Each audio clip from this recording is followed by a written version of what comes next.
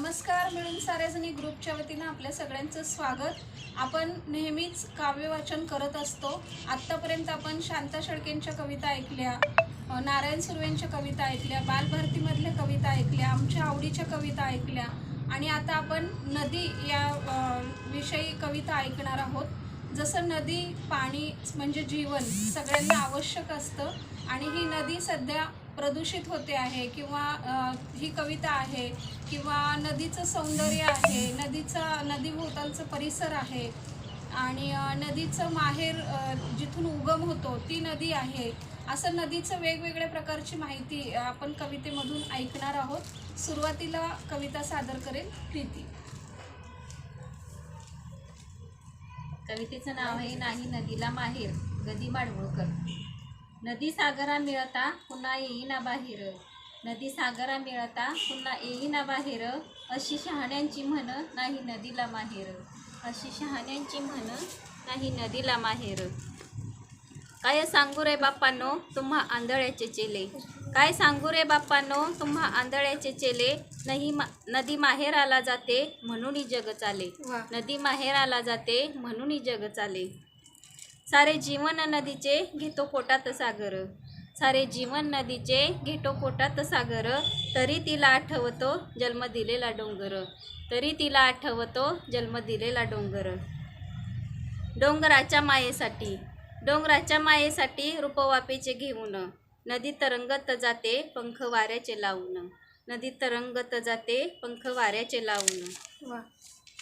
पुन्हा होऊन ले करू नदी वाजविते वाळा, पुन्हा होऊन ले करू नदी वाजविते वाळा, पुन्हा फुटतो डोंगरा आणि येतो पावसाळा, पुन्हा फुटतो डोंगरा आणि येतो पावसाळा, आणि येतो पावसाळा.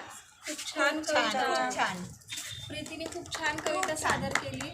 आता ऐकूयात माधवी त्यांची कविता. माझ्या कवितेचे नाव आहे नदी माय. विनोद जाधव यांची कविता आहे नदी माय. नदी माय नदी माय किती ग तू मोठी, तूच तेवढी खरी सारी दुनिया खोटी, तूच तेवढी खरी सारी दुनिया खोटी. नदी माय पाणी तुझे निर्मळ, पापे सारी नष्ट होती प्रवाह वाहे खळखळ, पापे सारी नष्ट होती प्रवाह वाहे खळखळ. नदी माय तूच आमचे धन, नदी माय तूच आमचे धन, शेती धंदा पाणी सारे तूच आमचे जीवन, शेती धंदा पाणी सारे तूच आमचे जीवन. नदी माय नाहीच तुझी कदर, नदी माय नाहीच तुझी कदर, घाण सांडपाण्याने मळतोय तुझा पदर, घाण सांडपाण्याने मळतोय तुझा पदर. नदी माय शहरे तुझ्या काठी, झाडे लावा आणि जगवा सांगतोय जगासाठी, झाडे लावा आणि जगवा सांगतोय जगासाठी. नदी माय भेद सारे भेदती, सारी लेकरं तुझी गीत मुखी गाती, सारी लेकरं तुझी गीत मुखी गाती. नदी माय मार्ग हा निरंतर, थांबू नयेच कधी कापत राहावे अंतर, थांबू नयेच कधी कापत राहावे अंतर. नदी माय अशीच वाहत राहा, नदी माय अशीच वाहत राहा, धनधान्य सुख सारे आमच्या पदरी वाहा, धनधान्य सुख सारे आमच्या पदरी वाहा. आपण नदीकडे सगळ्या गोष्टी मागितल्या आहेत आणि थोडीशी खंत पण आहे की आपल्यामुळे प्रदूषण होत आहे, प्रदूषणामुळे आपल्यामुळेच नदी घाण पण होते. ही खंत पण या कवितेमध्ये व्यक्त केली आहे आणि नदीचं खूप सुंदर वर्णन या कवितेमध्ये केलेलं आहे आणि नदीला माय म्हटले. जसे आपल्या भारतीय संस्कृतीमध्ये जसं आपण नदीची ओटी भरतो, आई म्हणूनच करतो ना सगळं, या कवितेत आपण नदीला आईच म्हणतो. खूप छान कविता सादर केली. यानंतर कविता सादर करेल दाक्षायणी. माझ्या कवितेचं नाव आहे नदी आणि ती लिहिलेली आहे कुसुमाग्रजांनी. नदी बाई माय माझी डोंगरात घर, नदी बाई माय माझी डोंगरात घर, लेकरांच्या मायेपोटी येते भूमीवर, लेकरांच्या मायेपोटी येते भूमीवर. नदी बाई आई माझी निळे निळे पाणी, नदी बाई आई माझी निळे निळे पाणी, मंद लहरीत गाते ममतेची गाणी, मंद लहरीत गाते ममतेची गाणी. नदी माय जळ साऱ्या तान्हेल्यांना देई, नदी माय जळ साऱ्या तान्हेल्यांना देई, कोणी असो कसा असो भेदभाव नाही, कोणी असो कसा असो भेदभाव नाही. शेतमळे माळेमुळे येती बहरास, शेतमळे माळेमुळे येती बहरास, थाळीमध्ये माझ्या भाजी भाकरीचा घास, थाळीमध्ये माझ्या भाजी भाकरीचा घास.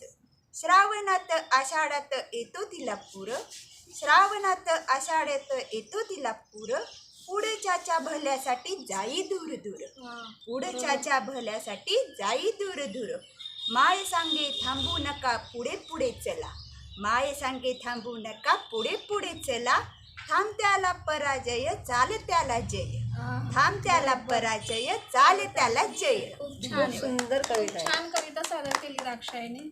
यानंतर कविता सादर करेल गीता. माझ्या कवितेचं नाव आहे नदी. गरगडत आभाळ येतं, गरगडत आभाळ येते, नभ हे भरून येते, नभ हे भरून येते, वर्षाही भरभर येते, वर्षाही भरभर येते, नदी माय सळसळ येते, नदी माय सळसळ वाहते. गोंगाट करुणी पक्षी घेतात उडान, गोंगाट करुणी पक्षी घेतात उडान, पावसात नाचतात मोर बेभान, पावसात मोर नाचतात बेभान.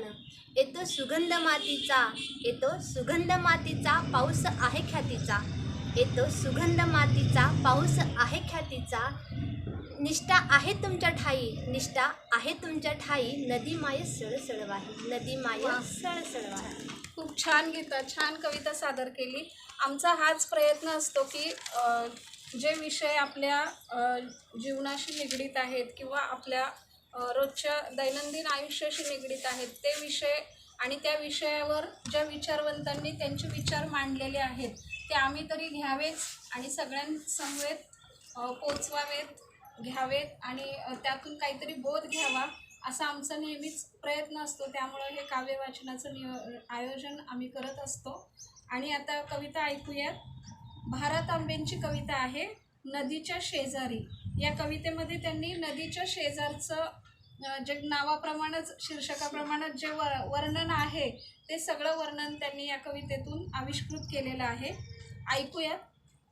नदीच्या शेजारी गडांच्या खिंडारी, झाडांच्या ओळीत वेळूंच्या जाळीत, दिवसा दुपारी जांभळी अंधारी, मोडके देऊळ त्यावरी पिंपळ, कोण घेत्या ठाई राहते ग आई, कोण घेत्या ठाई राहते ग आई, कोण घेत्या ठाई राहते ग आई.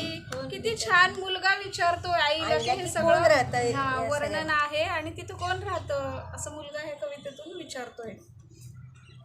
चिंचाच्या शेंड्यांना वडाच्या दांड्यांना ओढोनी हलवी, कोण ग पालवी, कोण गे जोराने मोठ्याने मोठ्याने, शिळगे वाजवी पाखरा लाजवी, कोण गे त्या ठाई राहते ग आई, कोण घेत्या ठाई राहते ग आई. सारखी किती वेळ ऐकू येती शिळ, सारखी किती वेळ ऐकू येती शिळ, वाळली सोनेरी पाने गे चौफेरी, मंडल धरोनी नाचती ऐकोनी, कोण घेत्या ठाई राहते ग आई, कोण घेत्या ठाई राहते ग आई. किती मी पाहिले इतकेची देखिले, झाडांच्या सावल्या नदीत कापल्या, हक्का मी मारल्या वाकुल्या ऐकिल्या, हक्का मी मारिल्या वाकुल्या ऐकिल्या, कोण घेत्या ठाई राहते ग आई, कोण घेत्या ठाई राहते ग आई. उरात धडधडे धावता मी पडे, पळालो तेथून कोण ये मागून, कोण घेत्या ठाई राहते ग आई, कोण घेत्या ठाई राहते ग आई. अशा सुंदर विचारधारा रेखाटणाऱ्या कविता आपल्या कवी मंडळींनी मांडून ठेवलेल्या आहेत, लिहून ठेवलेल्या आहेत. त्या खरोखरच ह्या नव्या पिढीपर्यंत पोहोचल्या पाहिजेत. त्यातून जो मिळणारा आनंद आहे तो खरोखरच अद्वितीय असतो. आनंदही आणि बोधही खूप घेण्यासारख्या या सगळ्याच आत्ताच्या आपण ज्या पण कविता ऐकल्या फार जवळीक वाटतात आपल्याला आपल्या जीवनासोबत ह्या कविता, नाही का? बरोबर रोजच्या. आहे. बरोबर अगदी. तर अशा ह्या कविता आम्ही आपल्या पुढे सादर केल्या. हा आमचा प्रयत्न आपल्याला कसा वाटतो नक्कीच कळवा. कविता ऐकल्याबद्दल धन्यवाद. धन्यवाद.